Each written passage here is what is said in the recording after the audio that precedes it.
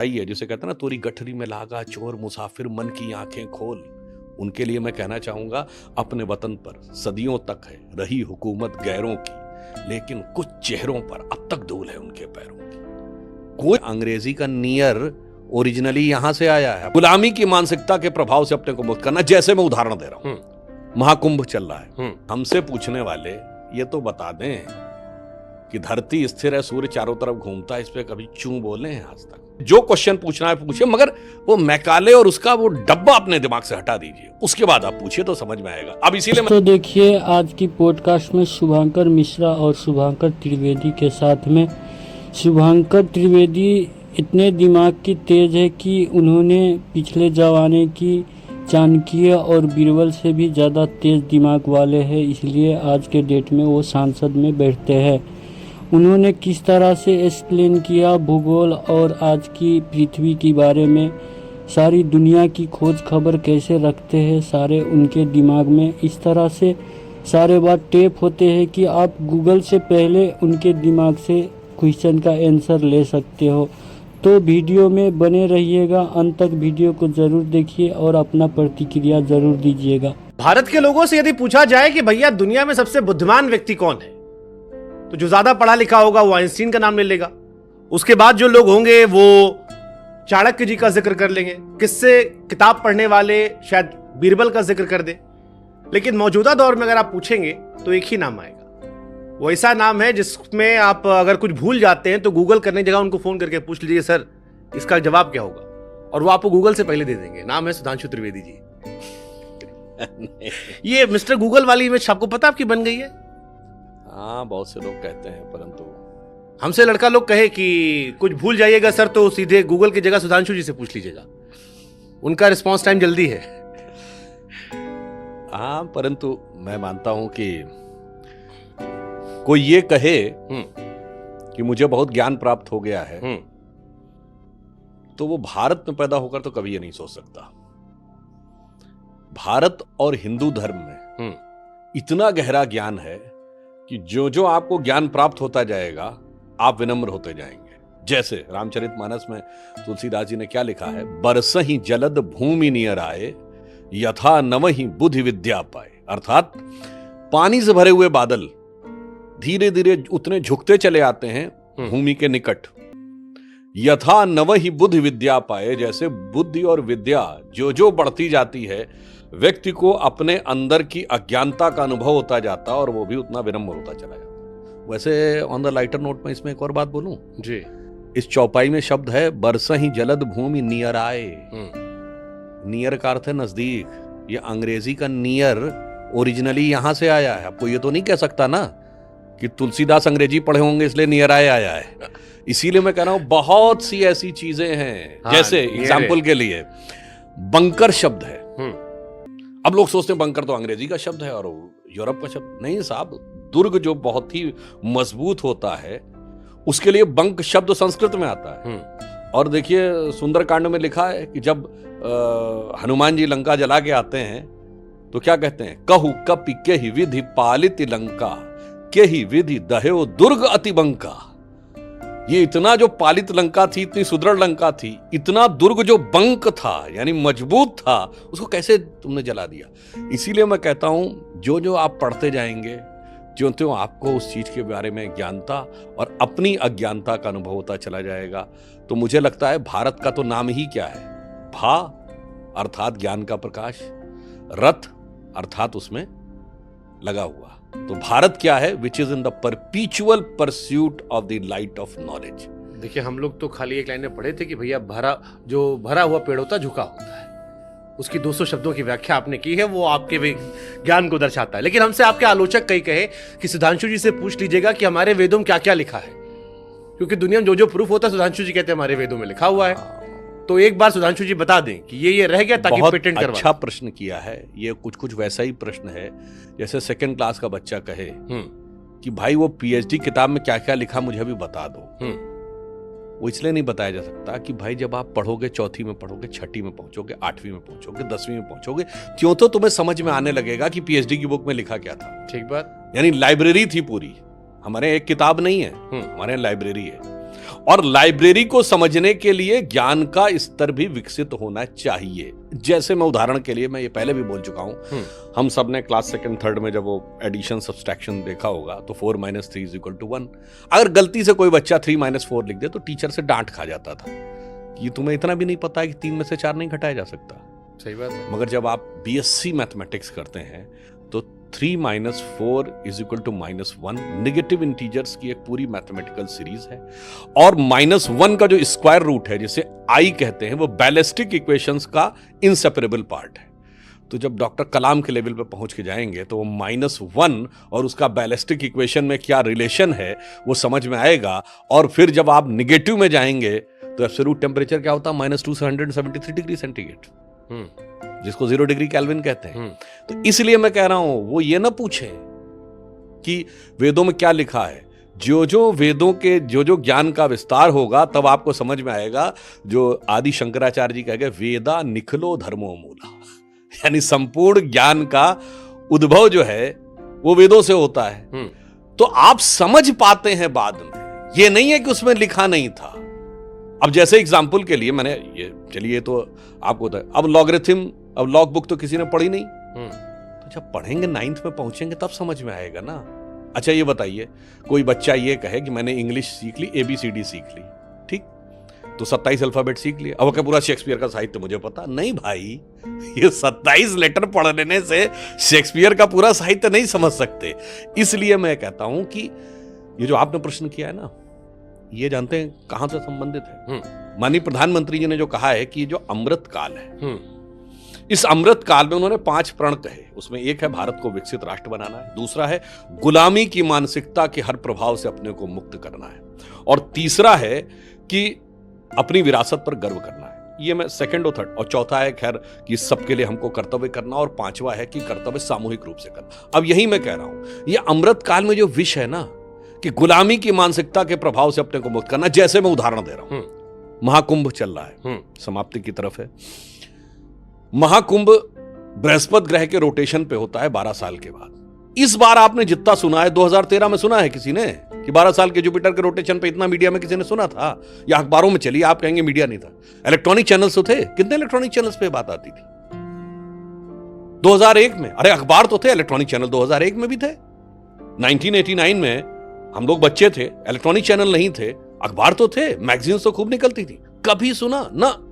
ये तो सदा सर्वदा से होता रहा था। परंतु अब जो वो अज्ञान का पर्दा हट रहा है, त्यों तो समझ में आ रहा। ऐसा नहीं कि कुंभ के होने के आयोजन की प्रक्रिया में कोई परिवर्तन आ गया, हमारे समझने की प्रक्रिया में परिवर्तन आया है, यह समझने की। बट जैसे कुंभ का जिक्र आपने कर दिया, अब आपके आलोचक इस पे भी कहते हैं कि 144 साल वाला तो हर बार आता है, पिछली बार भी जब हुआ था तब भी 144 कह दिया गया था, इसका कोई प्रमाण नहीं है। ये अखिलेश जी से लेकर तमाम लोग लगातार आरोप लगा रहे हैं। देखिए, एक बात तो मैं कहूंगा, ये वही लोग हैं जो हर चीज में हिंदू धर्म और सनातन धर्म की आलोचना करते रहते हैं। इसका कोई प्रूफ है 144 साल का? देखिए, बहुत सिंपल सी बात है, 12 साल में एक बार होता है। वैसे वो 72वें के बाद 83वें वर्ष में आता है। जुपिटर की साइकिल 12 साल की है, तो 12 साल की साइकिल के बाद यदि जो वो 12 साइकिल पूरी करेगा तो 144 ईयर्स होंगे। अभी जानते हैं क्यों लोगों को नहीं समझ में आता? लोगों के अंदर क्या हो गया है कि वेस्टर्न इन्फ्लुएंस ऑफ नॉलेज की जड़ता इतनी ज्यादा है।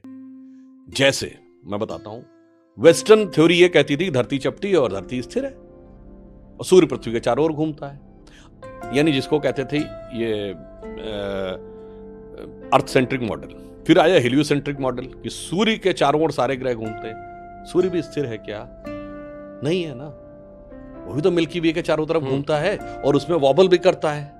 तो इसीलिए दुनिया की बाकी सभ्यताओं में ज्यादा से ज्यादा कॉन्सेप्ट है ग्रह का, नक्षत्र का सिर्फ हमारे यहां कॉन्सेप्ट है। ठीक है, एंशिएंट ग्रीक्स और उनमें था, वो हमारा ही इन्फ्लुएंस था। नक्षत्र दिखाता है कि बैकग्राउंड का कॉन्स्टेलेशन क्या है। जैसे तो इसका मतलब 144 साल के बाद जब जुपिटर 12 साइकिल पूरी करेगा तो एक तरीके से अपना नया चक्र प्रारंभ करेगा। तो उस समय उसकी हमारे सोलर सिस्टम की स्थिति बदल चुकी होगी, तो जुपिटर की स्थिति एक प्रकार से नई स्थिति में वो प्रवेश कर रहा होगा। तो इसलिए हम कहते हैं कोई इसमें ऐसी बात नहीं, मगर मैं तो सिर्फ ये कहता हूं मेरे भाई, हमसे पूछने वाले ये तो बता दें कि धरती स्थिर है, सूर्य चारों तरफ घूमता है, इस पे कभी चूं बोले हैं आज तक? आपको एक बात पता है कि 1633 में गैलीलियो को इस बात के लिए फांसी की सजा सुना दी गई कि तुमने कैसे कह दिया कि सूर्य पृथ्वी के चारों ओर नहीं घूमता है, पृथ्वी सूर्य के चारों ओर घूमती है। उसने माफी मांगी, सजा तो माफ हो गई, मगर दौर की बात है। नहीं, दौर आपको बता रहा हूं, दौर कितना बड़ा है। उसके बाद उसका नाम लिख दिया गया convicted criminals in the eyes of church, यानी चर्च के अपराधी की सूची में उसका नाम। और आपको पता है किस ईयर तक उसका नाम रहा है? किस ईयर तक? 1992। 1992 पोप जॉन पॉल II ने उसका नाम हटवाया, यानी जब मनुष्य अंतरिक्ष में पहुंच गया 1957, जब आदमी चांद पे पहुंच गया, मतलब पहला सैटेलाइट 57 में स्पुतनिक पहुंच गया, 61 में यूरी गैगरिन स्पेस पे पहुंच गए, 69 में आदमी चांद पे पहुंच गया, सैटेलाइट्स पहुंच गए, फिर भी उसका नाम convicted criminals in the eyes of church में था। चू नहीं बोलता कोई। सारे ज्ञानदेव पाणे जो हमसे सवाल पूछते हैं वो वहां पे एकदम चुप्पी साध के बैठ जाते हैं। ये गुलामी की मानसिकता का विष है जो हमारी पीढ़ियों दर पीढ़ी हमारे दिमागों में भरा हुआ है, उसको निकालने की आवश्यकता है। और हमारा जो था सब कुछ सच होता जा रहा है। अब एग्जाम्पल के लिए कुंभ हो रहा है, तो क्या हम लोग, हमारी जनरेशन के जो लोग थे, जो 80 के दशक में बच्चे थे, क्या पढ़ाया जाता था तब तक कि Kumbh is on the, Prayag is on the confluence of Ganga Jamuna and the mythical Saraswati. Ganga Jamuna और काल्पनिक सरस्वती। आखिर में क्या हुआ? लेट 80s में नासा के सैटेलाइट पिक्चर में सरस्वती नदी का ट्रैक देखा। अब जो जियोलॉजिकल डाटा आया है वो ये भी बता रहा है, अब तो सारे सिमुलेशंस वगैरह भी आने लगे, और चिंता मत करिए, एआई आने के बाद सब सिमुलेशन बहुत आसान हो जाएंगे। अब उसमें यह भी बताया गया है कि सरस्वती नदी आज से तकरीबन 5000 साल पहले सूखी थी, यानी एग्जैक्टली वही जो महाभारत का काल है या कलयुग का प्रारंभ का समय माना जाता है। तो ज्यों-ज्यों साइंस ऊपर बढ़ रही है, त्यों-त्यों वो सारी की सारी चीजें सत्य होती जा रही हैं। मगर कुछ लोग ऐसे हैं जिनके लिए हम ये कह सकते हैं, उनके प्रति संवेदना व्यक्त करते हुए और उनसे यह अपील करते हुए कि अपने मन के ऊपर से वो हटाइए, जिसे कहते हैं ना, तोरी गठरी में लागा चोर मुसाफिर मन की आंखें खोल। उनके लिए मैं कहना चाहूंगा, अपने वतन पर सदियों तक है रही हुकूमत गैरों की, लेकिन कुछ चेहरों पर अब तक धूल है उनके पैरों की। कोई भी और दूसरा देश होता गर्व करता कि देखिए साहब, हमारे यहाँ 10 लोग कूद पड़ते सोशल मीडिया, नहीं हमारे यहाँ कुछ अच्छा नहीं था, बहुत खराब था, अरे कैसे कह दिया ये साइंटिफिक था। और एक एक चीज प्रूव होती चली जाती है, उसके बाद वो एक और चीज को लेके खड़े होते हैं। जब नॉलेज बेस आपका और बढ़ता है तब वो चीज और बेहतर तरीके से आती है, त्यों आपको समझ में आता। मैं एक एग्जांपल देना चाहता हूं। क्वांटम कंप्यूटर का जमाना आ गया, आज डिजिटल टेक्नोलॉजी पे है, मतलब ये इंटरफेस पे आना शुरू हुए हैं क्वांटम पे। डिजिटल टेक्नोलॉजी में बाइनरी सेटअप पे चलता है 0101। तो ऐसी लैंग्वेज जिसमें मात्रा पाई है ही नहीं, तो उसमें इंटरफेस की तो जरूरत नहीं है। ABCD, अंग्रेजी में कोई मात्रा पाई नहीं है, तो बाइनरी सेटअप के लिए बहुत अच्छी है। 0101, A और नॉट, B और नॉट। तो डिजिटल एरा में उनको लग रहा है कि वो तो बहुत अच्छा है, पर जिंदगी भर क्या टेक्नोलॉजी डिजिटल प्लेटफॉर्म पे रहेगी? नहीं। अब अगली क्या आ रही है? वॉइस कमांड की शुरुआत हो रही है। आप बोलते हैं फोन पे, टाइप हो जाता है। वॉइस कमांड से क्या होगा? अब डिस्क्रीट बाइनरी डाइवर्सिफिकेशन नहीं होगा 01, अब इसके साथ सिंक्रोनिटी भी आएगी। अब जो मात्रा पाई जिनकी है वो लैंग्वेजेस की इंपॉर्टेंस समझ में आनी शुरू होगी।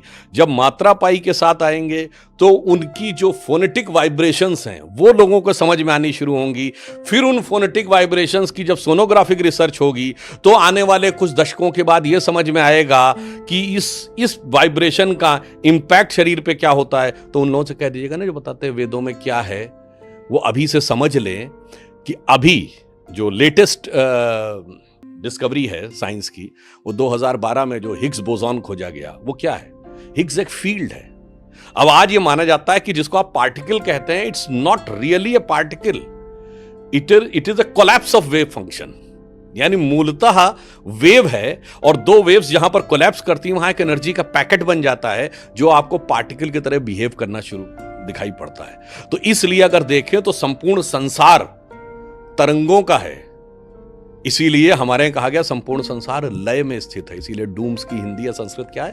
प्रलय है, यानी जहां लय समाप्त। इसीलिए हमारे सारे मंत्र लय पर हैं, हमारे ग्रंथ छंद में हैं, सारे वेद छंदों में लिखे गए हैं, वहां से लेकर रामचरितमानस भी छंद में लिखी गई है, हमारे यहाँ भजन भी छंद में गाए जाते हैं। इसीलिए फिर उस पर आता हूं, इंडियन मूवीज में गाने ज्यादा होते हैं अंग्रेजी मूवीज के मुकाबले, क्योंकि हमारे यहाँ मात्रा पाई भी है और छंद हमारी परंपरा में है। और ज्यों ज्यों आप इस इंटरफेस पे आगे बढ़ेंगे त्यों त्यों वो छंद उभर कर आता हुआ आपको दिखाई पड़ेगा। वेदों के जो 6 अंग हैं, शिक्षा, कल्प, निरुक्त, छंद, व्याकरण, ज्योतिष, उसमें एक छंद भी है।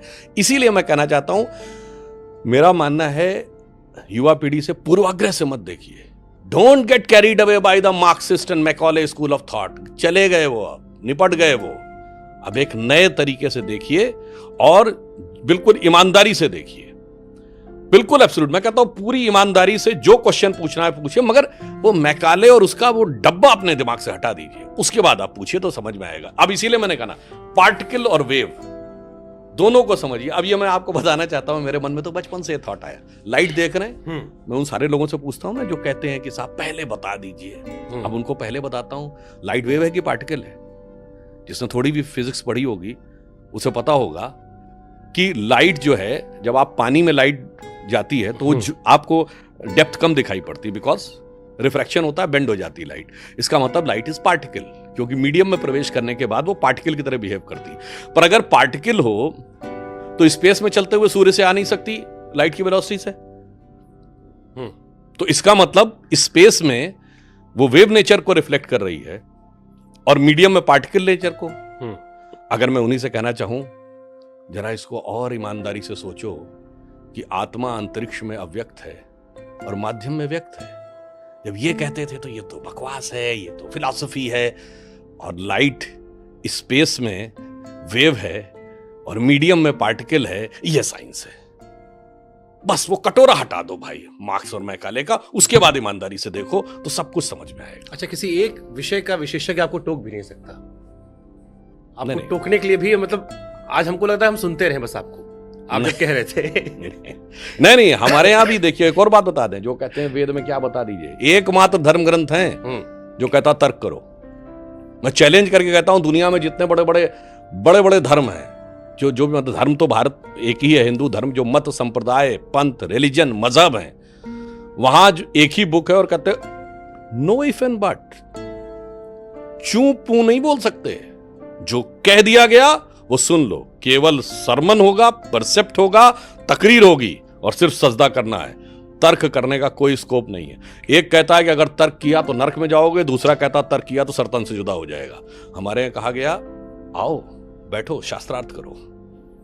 हमारे 6 वेदांग में एक न्याय शास्त्र है, गौतम ऋषि का न्याय शास्त्र, जिसे तर्क शास्त्र, प्रमाण शास्त्र भी कहते हैं। बाकायदा 2 लोग बैठते थे, भाई इसका इंटरप्रिटेशन मेरे हिसाब से ये, आपके हिसाब से ये, खुली बहस करो। और उसके बाद मैं ये भी नहीं कहता कि एक ही बात मान लो। द्वैतवादियों का अलग इंटरप्रिटेशन है, अद्वैतवादियों का अलग इंटरप्रिटेशन है, रामानुजाचार्य का अलग इंटरप्रिटेशन है, मध्वाचार्य का अलग इंटरप्रिटेशन है, निम्बार्काचार्य का अलग इंटरप्रिटेशन है, शंकराचार्य का अलग इंटरप्रिटेशन है। सबको स्वतंत्रता है। अब कोई कहे नहीं ये होनी तो एक ही चाहिए, जो हमारे यहाँ कहा गया एक है तो सही। उनसे पूछता हूं, मेरे भाई, दुनिया में आप स्पेस में खड़े हो जाइए, अलग अलग पॉइंट से स्पेस को देखेंगे, अलग अलग व्यू दिखाई पड़ेगा। कोई ये कहे कि स्पेस में एक ही व्यू है, इसका मतलब उसने सिर्फ एक कमरा देखा है। कमरे में एक व्यू नजर आएगा। दुनिया देखी होती, विराट ब्रह्मांड देखा होता तो कभी ये बोलता ही नहीं कि एक ही व्यू है और वो एक ही पॉइंट पे कॉम्प्रिहेंड किया जा सकता है। मैं क्वेश्चन का पूरा प्लेलिस्ट चेंज करता हूं। शास्त्रार्थ का जिक्र आपने किया, मंडन मिश्रा, शंकराचार्य जी हमको याद आ गए। मेरे मन में 2 सवाल है। पहला सवाल, बौद्ध इंडिया से गायब क्यों हो गए? क्योंकि कई बार कहा था है कि हिंदुओं ने ही उन्हें प्रताड़ना देके गायब किया, खासतौर पर ट्विटर पर तो बड़ा चलता ही है। अब हम तो उस दौर में थे नहीं, हम आपसे पूछ सकते हैं, हमारे गूगल ऐप है। तो पहला सवाल तो ये बताइए आप। देखिए, मंडन मिश्र जी का में जो घटना है वो 2 दृष्टियों से महत्वपूर्ण है, फिर बौद्ध धर्म वाले विषय पर भी आऊंगा। मंडन मिश्र और आदि शंकराचार्य का शास्त्रार्थ भारतीय संस्कृति के इतिहास के, या हिंदू धर्म, सनातन धर्म के इतिहास के सबसे विख्यात उनमें से एक है।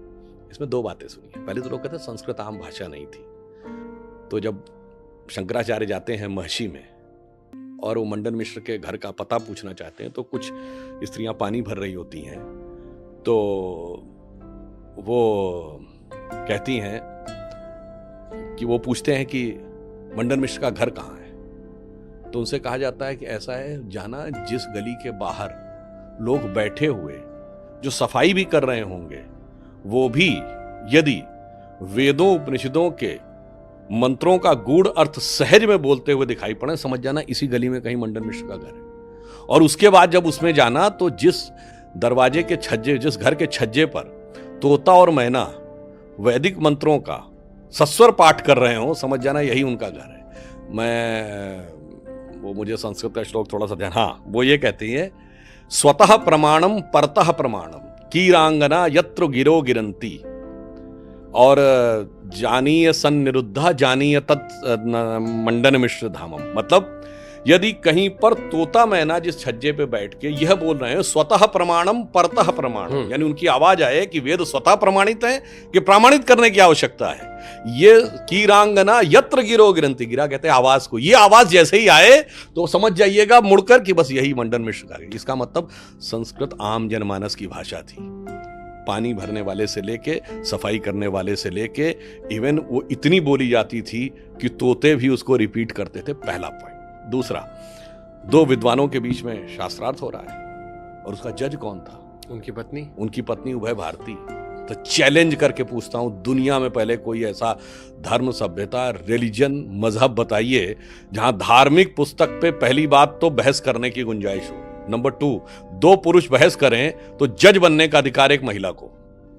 उसके बाद ये ज्ञानदेव पाणे ने हमको समझाया है कि हमारे यहां महिलाओं को पढ़ने थोड़ी दिया जाता था। कालिदास की पत्नी विद्योत्तमा इतनी विद्वान थी कि कालिदास उनके आगे ग्लानि से भर गए, फिर जाके तपस्या किए, पढ़ाया थोड़ी जाता था। गार्गी, अपाला, लोपमुद्रा, मैत्री, 20 से 22 ऋषिकाएं हैं और पढ़ाया थोड़ी जाता था। यह है गुलामी का विष जो दिमाग में आना है। अब आइए बौद्ध धर्म के ऊपर, तो मैं यहां सिर्फ कोट करना चाहूंगा, डॉक्टर बाबा साहब भीमराव अंबेडकर ने लिखा है, और ये सोर्स है writings and speeches of Baba Saheb Ambedkar, published by Maharashtra government in 1987, then republished by Central Government Ministry of Social Justice and Empowerment जनवरी 2014। उसमें बाबा साहब ने पूरा एक चैप्टर लिखा है, चैप्टर नंबर 9, जिसका शीर्षक है डिक्लाइन ऑफ बुद्धिज्म। उस चैप्टर का पहला 2 पेज जाके पढ़ें, उसमें मैं बाबा साहब को कोट करके कह रहा हूं, फिर मैं कह रहा हूं, writings and speeches of Baba Saheb Ambedkar published by both Maharashtra government in 87 and central government in January 2014, UPA government के समय में, ऑथेंटिक। उसमें खुद बाबा साहब लिख रहे हैं, there is no doubt about it that the decline of Buddhism was because of the brutal invasion of मुसलमान्स।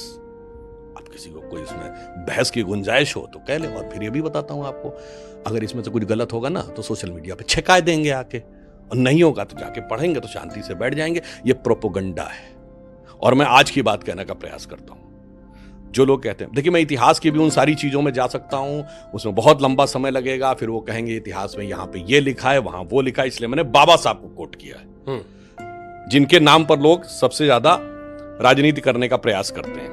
पर बाबा साहब ने खुद क्या लिखा है मैंने बताया। अब छोड़िए, कोई कहेगा मुझे तो हिस्ट्री की इतनी जानकारी नहीं है कि वो कितने बौद्ध ग्रंथ थे, त्रिपिटक में क्या लिखा है, मध्यम निकाय में क्या लिखा है, या और भी उनके बहुत से बौद्ध ग्रंथ हैं उनमें क्या लिखा है, मुझे इतनी नहीं पता। तो कोई पुष्यमित्र का उल्लेख करेगा, तो कोई अशोक का उल्लेख करेगा, ये सारी चीजें, बहुत सारी चीजें ये भी चलता है कि जैसे तो अब मैं बताना चाहता हूँ, हाँ जैसे आप पूछ लीजिए। जैसे ये भी चलता है कि आप आजकल चल रहा है कि मस्जिद खोदो नीचे मंदिर मिलेगा, वो कहते हैं थोड़ा और खोदो बौद्ध मठ मिलेंगे। मंदिरों के नीचे कई सारे मंदिरों कहते हैं कि बौद्ध मठ है। हाँ, तो अब यही बताना चाहते हैं कि जो जो टेक्नोलॉजी आगे आती जा रही है, सारी बातें सामने आती जा रही हैं। तो मैंने बाबा साहब को कोट कर दिया, अब आगे बताता हूं। चलो भाई ठीक है, जो इतिहास में हुआ आज का जवाब दो। भारत आजाद हुआ 47 में, उस समय दुनिया का सबसे बड़ा बुद्धिस्ट कंट्री कौन था? चाइना से बौद्ध धर्म को किसने नष्ट किया? कम्युनिस्टों ने या हिंदुओं ने? कम्युनिस्टों ने। अब आइए, after China which was the biggest Buddhist country in the world, Tibet किसने तबाह किया? फिर उन्होंने, कम्युनिस्टों ने या हिंदुओं ने? सबसे बड़े धर्मगुरु कौन है बौद्धों के? दलाई लामा। उनको जान से मारने की कोशिश किसने की? कम्युनिस्टों ने या हिंदुओं ने? अब आप आइए, आफ्टर तिब्बत सबसे बड़ा बौद्ध कंट्री कौन था? वियतनाम। किसने तबाह किया? कम्युनिस्टों ने या हिंदुओं ने? अब आइए, उसके बाद आज सबसे बड़ा बौद्ध देश कौन है? बर्मा। वहां बौद्ध विहारों पे कौन अटैक कर रहा है? रोहिंग्या मुसलमान या हिंदू? अब आ जाइए और लेटेस्ट हिस्ट्री में आइए, बिल्कुल लिविंग जो हम लोग देख रहे हैं। भगवान बुद्ध की सबसे बड़ी प्रतिमा कहां थी? अफगानिस्तान के बामियान में। किसी को कोई परेशान नहीं कर रही थी। तोप लगा के किसने उड़ाई 2001 में? तालिबान ने या हिंदुओं ने? आइए 2013 बोध गया मंदिर में ब्लास्ट किसने करवाया? कट्टरपंथी मुस्लिमों ने, और अगर समय रहते वो डिफ्यूज कर लिए गए थे, अन्यथा मंदिर का एक हिस्सा डैमेज हो जाता। ये 2013 की बात है, यूपीए सरकार से। कट्टरपंथी मुस्लिमों ने या हिंदुओं ने? मेरे भाई वो बहस करते रहना पुराना ये वो, अपना किसी को कोई व्यू लेना है, किसी को कोई व्यू लेना है। जो आंखों देखा है उसका जवाब दे दो आज, तब समझ में आएगा कि ये किसने किस प्रकार का विष भरने का प्रयास किया। और मैं फिर कोट कर रहा हूं, बाबा साहब अंबेडकर ने जो किताब लिखी है उसमें जो चैप्टर लिखा है डिक्लाइन ऑफ बुद्धिज्म, मैं विनम्रता से कहता हूं, और जो लोग इन मुद्दे पर राजनीति कर रहे हैं जाके पढ़ लें। ये मेरे लिए भी ज्ञान मतलब नई बात थी। I was not knowing this fact. मैंने जब बाबा साहब अंबेडकर का वो आर्टिकल पढ़ा तो मेरे को समझ में आया। जानते हो उसमें क्या है? फारसी में ओरिजिनली अरबी का शब्द नहीं है। स्टैचू क्या कहते हैं? बुत। बुत परस्ती और बुत शिकन, ये वर्ड आपने खूब सुना होगा। बुत परस्ती मतलब बुत की पूजा करना, मूर्ति पूजक, यही हिंदी बताई जाती है। उर्दू में, अरबिक में, पर्शियन में वर्ड यूज होता है। और बुत शिकन मतलब बुत को तोड़ने वाला। ये मैं नहीं कह रहा हूं, डॉक्टर अंबेडकर ने लिखा है कि जब इस्लाम फैलना शुरू हुआ तो पूरा सेंट्रल एशिया, और ये उन्होंने गलत नहीं लिखा है। Prior to advent of Islam 7th century में जब फाहियान आया है तो वो चाइनीज यात्री, तो वो मंगोलिया से होते हुए central Asia, Tajikistan, Kyrgyzstan, Uzbekistan, Iraq, Syria, Afghanistan होते हुए भारत आया। सब जगह उसने बौद्ध विहारों का वर्णन किया है। उस समय जब वो शुरू हुआ आगे बढ़ना, तो अगर सबसे ज्यादा उनको मूर्तियां किसी एक देवता की दिखी तो भगवान बुद्ध की दिखी, और उनके लिए बुद्ध की पूजा करना बुद्ध परस्ती थी। ये बुद्ध शब्द का अपभ्रंश है, ये हम नहीं कह रहे हैं। डॉक्टर अंबेडकर ने अपनी उसी किताब, आप कहिएगा मैं पेज नंबर भी दे दूंगा, writings and speeches of Baba Saheb Ambedkar, publish by government of India, doctor Ambedkar himself written it. और उनका कहना था ये बुद्ध शब्द ओरिजिनली अरबिक का नहीं है, पर्शियन में आया, ये बुद्ध से अपभ्रंश आया। बुद्ध परस्ती मतलब बुद्ध की पूजा करना, बुद्ध शिकन मतलब बुद्ध की मूर्तियों को तोड़ना। और लेटेस्ट एग्जांपल अभी जो हम लोगों की लिविंग मेमोरी में, ये बताइए जिस समय तालिबान ने कब्जा किया था 95 में, मैं सारे दर्शकों से कहता हूं जाके चेक कर लिया, तो अभी वेरीफेबल है, काबुल में कितनी वहां के म्यूजियम में भगवान बुद्ध की मूर्तियां रखी थी, सब डिस्ट्रॉय की गई कि नहीं? फोटो अवेलेबल है उनके आगे मशीन गन लिए हुए और वो AK-47 लिए हुए हैं। सबसे बड़ी प्रतिमा इवन लोगों को शायद नहीं याद हो, इराक तक में 1960 और 70 तक म्यूजियम में कुछ चीजें रखी हुई थी। जब इस ढंग का वो आया रेडिकल इस्लाम, सबको डिस्ट्रॉय किया। मेरे भाई आंखों देखा है और बाबा साहब का पढ़ा है, मगर क्या बताएं, वो मैकाले और मार्क्स ने जो इतिहास गढ़ा है, हमें उसी के अनुसार चलना है। और इसलिए मैं कहता हूं कि इन सारी बातों पे समझिए बहुत अच्छी तरीके से, जो इस देश को, अब एक और बात समझिए, श्रीलंका में बौद्ध विहारों पे कौन अटैक कर रहा है, कौन डिस्ट्रॉय कर रहा है? अब आइए, अगर आज की डेट में सबसे बड़े बौद्ध गुरु हैं तो दलाई लामा, उनके मुंह से आपने कभी ये नहीं सुना होगा। सबसे बड़ा बौद्ध किंग कौन है? Thailand is the biggest Buddhist country which is kingdom, ठीक? और उसका राजा क्या उपाधि धारण करता है? उनका क्या नाम? महावज्रलोंगकोंग किंग रामा द 10th। इससे पहले जो उनके पिता थे उनका क्या नाम था? भूमिबल अतुल तेज किंग रामा द 9th। अगर आप उसको शब्द कहें, वो थाई भाषा में भूमिबल अतुल तेज कहा जाता है। मेरे भाई, भूमिबल अतुल्य तेज किंग रामा द 9th, ये किसका टाइटल है? The only Buddhist king in the world. पूरे भारत में कहीं कोई समस्या नहीं है, कंबोडिया के अंकोर वाट से लेके सब जगह एक साथ दिखाई पड़ते हैं। भारत में सिर्फ ये राजनीति, और दुख की बात यह है, यह आजादी से पहले उतनी बड़ी समस्या नहीं थी। पहले अंग्रेजों ने इसको लड़ाने के लिए प्रयोग किया, और दुख की बात आजादी के बाद उससे ज्यादा वामपंथियों ने इसका प्रयोग किया। इसीलिए मैं कहता हूं करो भाई इतिहास, जिसने पढ़ाओ पढ़ाओ, मुझे आंखों देखा आज का बता दो। इराक के म्यूजियम के डिस्ट्रक्शन से लेके, काबुल के म्यूजियम के डिस्ट्रक्शन से लेके, बामियान के डिस्ट्रक्शन से लेके, चाइना और तिब्बत की तबाही से लेके, और जो कुछ आज बर्मा में हो रहा उसकी तबाही तक, और बोधगया के विस्फोट तक बता दो, उसके बाद बहस कर लो। हमारे सनातन या हिंदू धर्म से कितने कितने धर्म निकले सर? देखिए, और क्यों निकले हैं? आपको कुरीतियों की वजह से?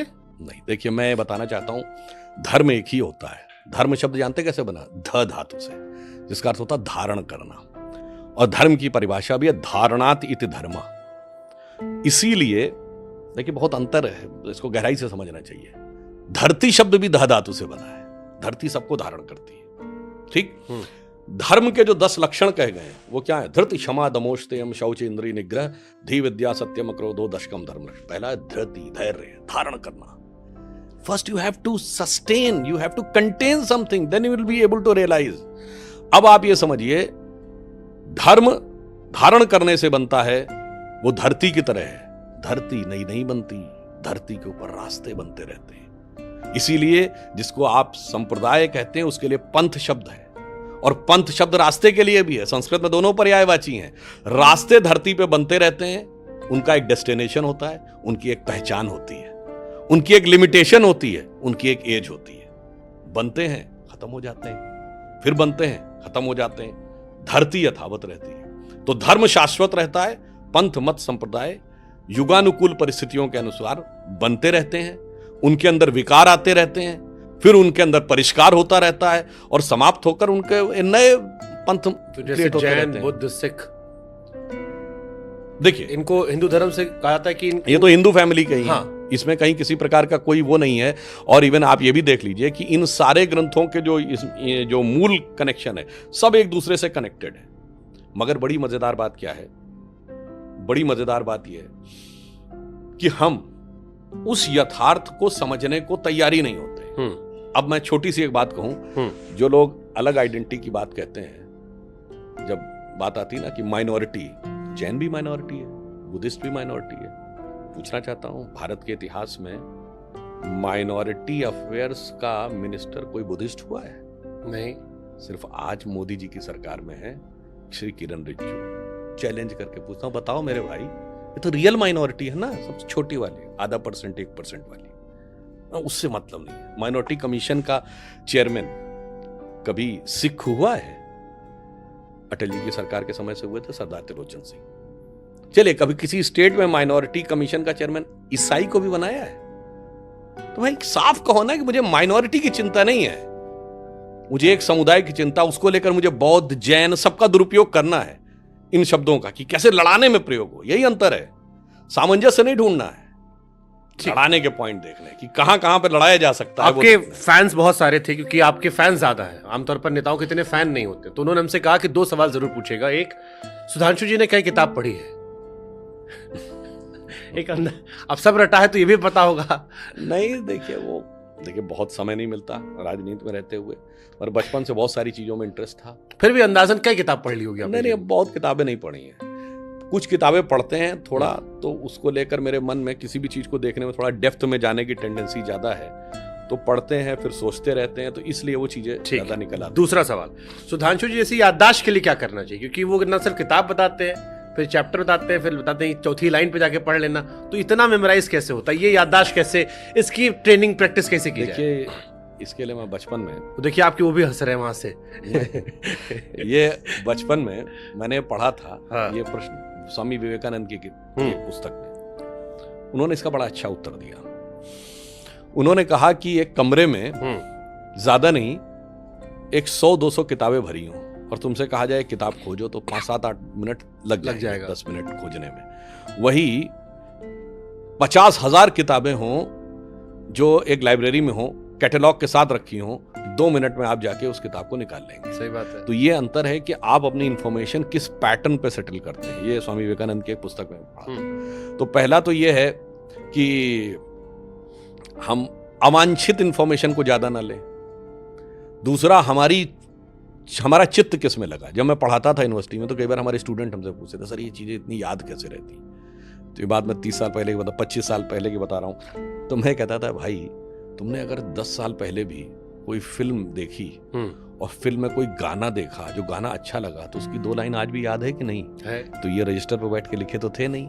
और अगर ज्यादा अच्छा लगा तो क्या पता 4 लाइनें भी याद हो। सही बात है। और फटाफट फिल्मी गानों पे अंताक्षरी करने को बच्चे सब तैयार हो जाते हैं। कह दो कविता पे अंताक्षरी, इतना कहाँ याद रहता है, क्योंकि कविता सिलेबस में पढ़ते हो, उसे बोझ मान के पढ़ते हो, गाना आनंद से पढ़ते हो। तो उसमें क्या, देखिए हमारे क्या कहा गया है, मन बुद्धि चित्त अहंकार। तो चित्त जिस चीज में लगा रहता है, मन उस दिशा में अधिक तेजी से सक्रिय होता है, बुद्धि उसको ज्यादा तेजी से ग्रैस्प करती है। तो इसलिए मेरा सिर्फ यह कहना है कि चित्त लगाइए, उसके बाद कुछ करने की जरूरत ही नहीं, तो अपने आप ही होता चला। ठीक है। आपका जो धार्मिक ज्ञान है, ये किसी गुरु की कृपा या परंपरा से अर्जित है या स्वाध्याय से?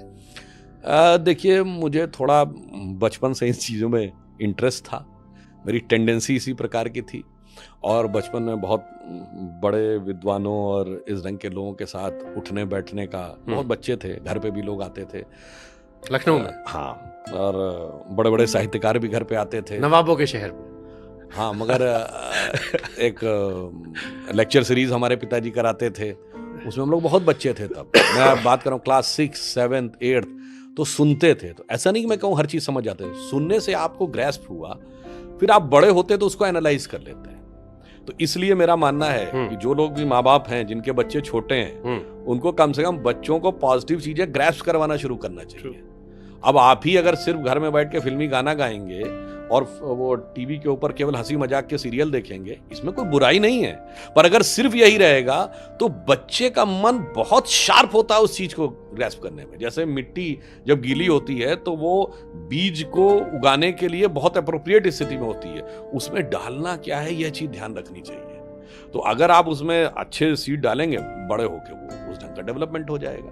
तो ये मेरा मानना है कि उस ढंग से एक, और हर आदमी की एक टेंडेंसी भी होती है। आप यंगेस्ट सूचना सलाहकार भी बने थे 35 साल की उम्र में, राजनाथ सिंह जी के।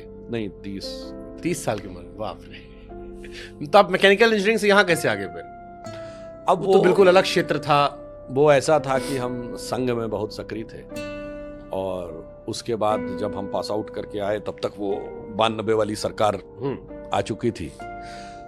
तो संघ के माध्यम से लखनऊ में कई संघ के बड़े पदाधिकारियों से परिचय हुआ, वहाँ के माध्यम से भाजपा के कई नेताओं से परिचय हुआ, वरिष्ठ लोगों से। अब उसमें एक ब्रह्मदत्त द्विवेदी जी होते थे जिन्होंने मायावती जी के 97 में थे, वही कलराज मिश्रा जी थे, फिर राजनाथ जी थे, डॉक्टर जोशी से भी उस दरमियान ही परिचय हुआ।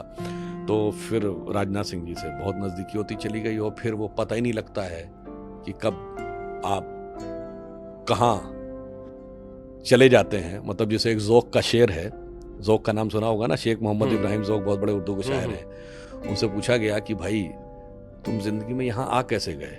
तो ज़ौक़ ने कहा, ज़ौक़ दुनिया के समंदर में ये कश्ती उम्र की, जिस जगह पर जा लगी वही किनारा हो गया। जबरदस्त।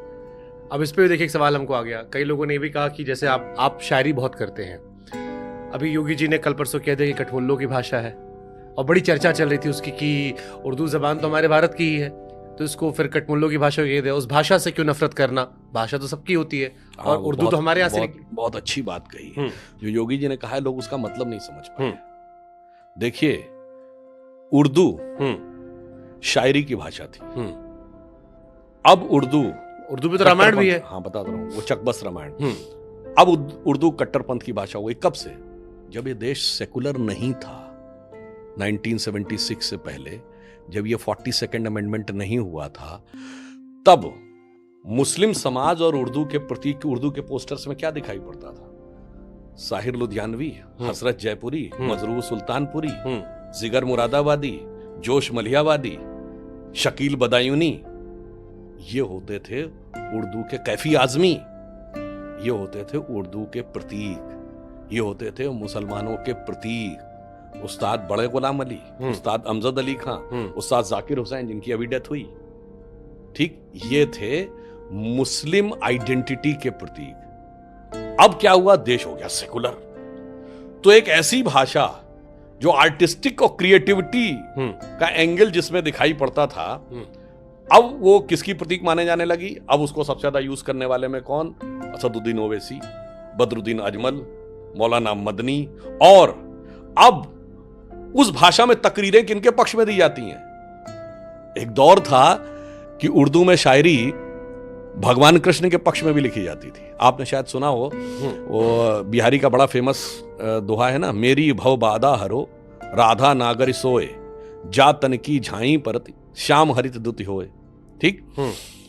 अब इसको ठीक उर्दू में लिखा गया, मेरी अफकार दुनिया दूर कीजिए राधिके रानी कि जिनके साए तन से हरे हो श्याम नूरानी। मगर आज वही उर्दू भाषा में किसके लिए तकरीर होगी? अफजल गुरु के लिए, याकूब मेनन के लिए, बुरहान वानी के लिए, जाकिर नायक के लिए, इशरत जहां के लिए। आज बताइए कौन सा शायर? भाषा कैसे खरीद? क्योंकि मैं और जब मैंने पढ़ना शुरू किया सर, तो दिखाई पड़ा ब्रिज नारायण चकबस जी, पंडित हरिचंद अख्तर साहब, 76 के बाद संपूर्ण सिंह कालरा, अभी गुलजार साहब हमारे। 76 के बाद का पैदा हुआ कोई व्यक्ति बताइए, और 76 से पहले कोई आतंकवादियों का समर्थन करता हुआ बताइए। तो फिर अंतर है। भाषा से नफरत कर ना, भाषा नहीं, आपने भाषा को परवर्ट कर दिया। आपने भाषा का सिंबल दूसरा कर दिया, बट आपने उस भाषा का यूज ही वो अलग करना शुरू कर दिया। मैंने बोला ना, आज आप बताइए ऐसे लोगों के लिए अगर आप ऐसी भाषा। अरे अभी हमारे मनोज शुक्ला मुंतशिर हो गए थे, आपने लीजिए नाम लिया। बिल्कुल, जो आपने कहा वही तो मैं कहने का प्रयास कर रहा हूं। हालांकि वापस शुक्ला हो गए वो। नहीं। वैसे एक इंटरेस्टिंग फैक्ट है कि ये भाषा बनी कैसे उर्दू। मतलब ये मैं ऐसा नहीं कि कोई मैं इस पे बहुत अथॉरिटी रखता हूँ। मैंने ऐसे बुजुर्गों के द्वारा एक बात सुनी थी, मुस्लिमों की तो भाषा फारसी थी, तो फिर उर्दू की जरूरत क्या थी? हमको नहीं नॉलेज, हम आपकी तरफ ही देख रहे हैं। देखिए, उर्दू भाषा ऐसे बनी, स्क्रिप्ट ली गई अरबिक से, वर्ड्स लिए गए अरबिक और पर्शियन के, और ग्रामर ली गई हिंदी से। That's how the Urdu language is created. And why it was form. अब कुछ लोग कहते हैं कि वो फारसी और अरबी के मिक्सचर से बन गई, मगर मैंने एक इंटरेस्टिंग थ्योरी पढ़ी थी जिसपे मैं क्लेम नहीं करता हूं कि ये सच है या गलत है, इस पे कोई वो नहीं कह सकता, जस्ट एक मैंने डिस्क्लेमर के साथ बोल रहा हूं। फारसी मुगल कोर्ट्स की भाषा थी, और फारसी पढ़े लिखे का मतलब सबसे पढ़ा लिखा होता था। पुराने जमाने की कहावत है ना, पढ़े फारसी बेचे तेल, ये देखो किस्मत के खेल। ठीक, ये नहीं था हाथ कंगन को आरसी क्या, पढ़े लिखे को फारसी क्या। फिर ये बात आई, फारसी कहां की थी? ईरान की। ईरान क्या था? शिया। तो अभी फारसी तो प्रीडोमिनेटली शियाओं की लैंग्वेज है, तो there has to be some language which should have a Sunni influence also. तो मैंने ये भी एक थ्योरी सुनी थी कि भाई Persian was considered as a Islamic language but more predominantly a Shia language, तो there has to be some other language जिसपे थोड़ा सुन्नी इन्फ्लुएंस ज्यादा हो। अब ये सच है नहीं है मैं नहीं कह सकता, बट ये भी एक थ्योरी। हमने भी कहीं पढ़ा कि गाली जो आई है, इसका आविष्कार भी मुगलों के साथ हुआ था। पहले हमारे यहाँ गालियां अलग थी, फिर उनके यहाँ सुअर का बच्चा शुरू हुआ कि या हराम जो हम बोलते हैं, और फिर हमने उनको उनके जो उनके रिलेशंस होते उस आधार पर गाली देना शुरू किया। नहीं, आप एक और बात देखिए, यहाँ पे मैं एक बात में जो मुस्लिम शायर हैं उनकी तारीफ करूंगा। वो लोकप्रियता के चक्कर में नहीं पड़े, वो अपनी लैंग्वेज के ऊपर स्थिर रहे। 60 और 70 के दशक में जितने फिल्मी गाने लिखे गए, आप देखिए सब में क्या खालिस उर्दू के शब्द हैं। जिहाल मुस्किन मुगम्बर रंजिश बहार हिजरा में सारा दिल है, और लोगों ने पढ़े। इब्तिदाए इश्क में हम सारी रात जागे, अल्लाह जाने क्या होगा आगे। अब जा बलब हूँ शिद्दते दर्दे बयां से मैं, वाकिब हूँ आज इश्क के अर्जे बयां से मैं। और लोगों ने गाने सुने, हमारे लोग कन्वर्ट होना शुरू हो जाते हैं। नहीं, सिंपल हिंदी लिखो, सिंपल हिंदी लिखो, छोड़ दो। ये अंतर होता है कि आप दृढ़ता के साथ अपने विषय पे खड़े। अब कोई ये कहे कि साहब शेर व शायरी है, ये चीजों के लिए बहुत से लोगों ने, आपको याद हो, शायद मुझे याद नहीं है वो किन्होंने, शायद कौन शायर थे मुझे याद नहीं है, तो नीरज से उन्होंने कहा कि साहब, गोपाल दास नीरज, उनसे उन्होंने कहा कि साहब उर्दू जबान के अलावा तो अच्छी शायरी का गीत लिखा ही नहीं जा सकता। तो फिर नीरज ने वो गाना लिखा और वो खूब हिट भी हुआ, बादल बिजली चंदन पाए पानी जैसा अपना प्यार, लेना होगा जन्म हमें कई कई बार। इसमें कहीं उर्दू नहीं है, फिर भी गाना हिट हुआ। इवन ऐसे भी गाने हम लोगों ने बचपन में सुने, चंचल शीतल निर्मल कोमल संगीत की देवी स्वर सजनी, सुंदरता की हर प्रतिमा से रूप में तो सुंदर सजनी, ये भी हिट हुआ। सत्यम शिवम सुंदरम का था। फिर भाई उर्दू मुसलमानों की भाषा थोड़ी ना, क्यों इसको अब ये बना दिया गया? मैं आपको भी सुन रहा हूँ। हाँ, बहुत अच्छी बात। ऐसा लग रहा है कि ये उनकी भाषा है, हमारी अलग है। हाँ, बता रहा हूँ ये क्यों हुआ।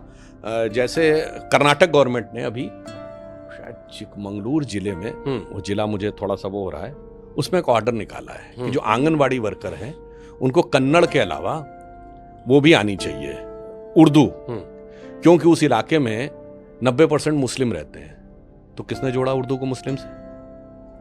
बट हमारी भी बोलचाल भाषा में तो आती, योगी जी ने जब नहीं, क्रिटिसाइज किया उसमें भी 10 वर्ड उर्दू के थे। वही तो बात कह रहा हूं, आप कह रहे हैं और किस इंटेंट से कह रहे हैं, तो उसको आप चेंज कर सकते हैं, सरकार आपकी है। अब तो बता तो रहे हैं, इसीलिए तो अब परिवर्तन आने शुरू हुआ। तो सिर्फ सरकार का ही विषय नहीं था। याद करिए एनडी तिवारी जब थे तो उन्होंने उर्दू को तीसरी राजभाषा के रूप में इंक्लूड किया। किस लिए? कहा गया माइनॉरिटी का ध्यान रखना है। कौन जोड़ रहा है? अरे तो आपने छीना ना, आप सरदार पटेल को छीन लाए। नहीं, विषय ये नहीं है। आप आजाद जी को छीन लाए। पहला आपका सवाल ये था सुभाष चंद्र बोस जी को छीन लाए, तो उर्दू क्यों नहीं छीन ले रहे? आपकी नहीं भाई, ये तुम्हारी नहीं है, ये सबकी भाषा है। बता रहा हूं, पहले आपने ये प्रश्न किया कि मुस्लिमों से किसने जोड़ा। हाँ, मुस्लिमों से सेकुलर दलों ने जोड़ा। ठीक है, ठीक। अब मेरा मानना है यदि आप उसमें से मुस्लिम एंगल हटा देते तो फिर उसके बाद वो चीजें अपने आप क्लियर हो जाती। तो इसलिए हम ये कहना चाहते हैं, ऐसा तो नहीं है, आपको पता है एक से एक बड़े से बड़े हिंदू शायर भी हुए। हाँ, रघुपत सहाय, फिराक गोरखपुरी, राम प्रसाद बिस्मिल। और आपको एक बताएं, एक थे विश्वनाथ प्रसाद माथुर लखनवी, जिन्होंने एक ऐसी बात कही है जो किसी मुस्लिम के लिए भी बड़ी वो हो जाएगी। उन्होंने कहा, खुदा का शुक्र है हम हिंदुओं में कोई शब्बीर का कातिल नहीं है। शब्बीर समझ रहे हैं ना, मोहम्मद साहब के नवासे जो करबला के मैदान में जिनको कत्ल किया गया था। बहुत, और जो उर्दू में रामायण लिखी है, चकबस्त रामायण, तो ब्रज नारायण चकबस्त हैं। तो यही तो मैं कह रहा हूं, तो आप वापस खींच क्यों नहीं ला रहे? विषय इसका नहीं, हम खींचने की बात ही नहीं कर रहे हैं। हम कह रहे हैं जो आपने उसके अंदर परवर्जन कर दिया, पहले उसको आइडेंटिफाई करिए कि आपने इसको एक पर्टिकुलर विचारधारा से जोड़ दिया है, पर्टिकुलर धर्म नहीं। आज आप, अच्छा ये बताइए, जितने भी यहां पे एक अच्छी बात भी आपको समझनी चाहिए, उत्तर से दक्षिण तक। देखिए, कभी आपने सुना भारतीय समाज में कहा जाएगा भाषा की विविधता है, विविधता को फिर ले जाओ विभाजकता तक और फिर उसमें लड़ाई लड़ो भाई साहब। तमिल हिंदी पे लड़ जाओ, मराठी हिंदी पे लड़ जाओ, बंगाली पंजाबी पे लड़ जाओ, भाषाओं को लेकर आपस में लड़ जाओ। और ये बताइए, ये मैं कह रहा हूं, फूड फॉर थॉट सबको सोचना चाहिए। कभी आपने सुना है कि असदुद्दीन ओवैसी कहें, वो तो हैदराबाद के रहने वाले हैं, मुझे तेलुगु में बोलना है? कभी महबूबा मुफ्ती के मुंह से सुना है कि मुझे कश्मीरी में बोलना है? नहीं। कभी बदरुद्दीन अजमल के मुंह से सुना है कि मुझे असमिया में बोलना है? नहीं। कभी मौलाना मदनी के मुंह से सुना है कि मुझे तमिल में बोलना है? सोचिए, विचार करिए, उसके बाद इन प्रश्नों के उत्तर आपको स्वयं मिलना शुरू होंगे कि एक तरफ कहा जाता भाषा की विविधता का सम्मान करो, नहीं, वो तो अलग बात है, विविधता का सम्मान ही मत करो, भाषा पे घमासान करो। और दूसरा वर्ग इतनी समझदारी से चलता है, वो कहता कभी कोई भाषा पे मुझे लड़ा नहीं सकता। ठीक है, मैं इस गहरी बात आपने कही है, इसको हम ध्यान भी देंगे। चाल, चरित्र, चेहरा, ये 3 शब्द थे जो बीजेपी को हमें शुरुआती दौर में सुनाई पड़ते थे। अभी बीजेपी वैसी ही है? अटल जी से मोदी जी के दौर में चिंतन वही है, चाल तेज हो गई है, चरित्र और प्रखर हो गया है, और चेहरा और मुखर हो गया है। 4 चीजें थी, चाल, चिंतन, चेहरा, चरित्र। ये सवाल मैं इसलिए पूछा क्योंकि अभी दिल्ली के मुख्यमंत्री के नाम का अनाउंसमेंट हुआ, रेखा गुप्ता जी का। बहुत सारे पॉजिटिव पॉइंट सामने आए जो आप लोगों ने भी सामने रखे कि क्या क्या वजह थी, तो उसको मुझे बताने की जरूरत नहीं है। लेकिन उनके पुराने ट्वीट्स बहुत सारे आए और उसमें जो भाषा थी वो बड़ी चिंताजनक थी, क्योंकि आप ही की सरकार इस देश में कई सारे यूट्यूबर्स पर कार्रवाई कर रही है और पूरे देश ने विरोध किया, उसमें हम भी शामिल थे, बड़ी मुखरता से हमने विरोध किया। फिर वो भाषा हमने देखी तो लोगों ने कहा यार बच्चों को तो हम कह रहे हैं, लेकिन यहाँ नेताओं में तो उससे प्रो लेवल की भाषा है, और वो भी शर्मसार करने वाली भाषा थी जिन शब्दों का इस्तेमाल मैं नहीं कर सकता, वो ट्वीट्स डिलीट कर दिए गए। तो क्या इन चीजों का ध्यान नहीं रखते आप लोग जब नेता चुनते हैं? देखिए, भाषा की मर्यादा सभी को ध्यान रखनी चाहिए और राजनीति में शब्दों का चयन बहुत सोच समझ के करना चाहिए, परंतु कभी कभी भाषाओं के कोई शब्द किसी संदर्भ और प्रसंग विशेष में प्रयोग होते हैं, परंतु मेरा मानना है किसी भी संदर्भ प्रयोग में भी संयम का पूरा ध्यान रखना चाहिए। आपकी पार्टी ध्यान रखती है ऐसे लोगों? हाँ जी बिल्कुल, हम लोग तो इस बात का पूरा ध्यान रखते हैं। अगर आप देखें, एक छोटा सा उदाहरण देता हूँ, जो लोग इधर उधर की बातें कोट करते हैं, प्रधानमंत्री नरेंद्र मोदी जी के लिए किन शब्दों का प्रयोग हुआ?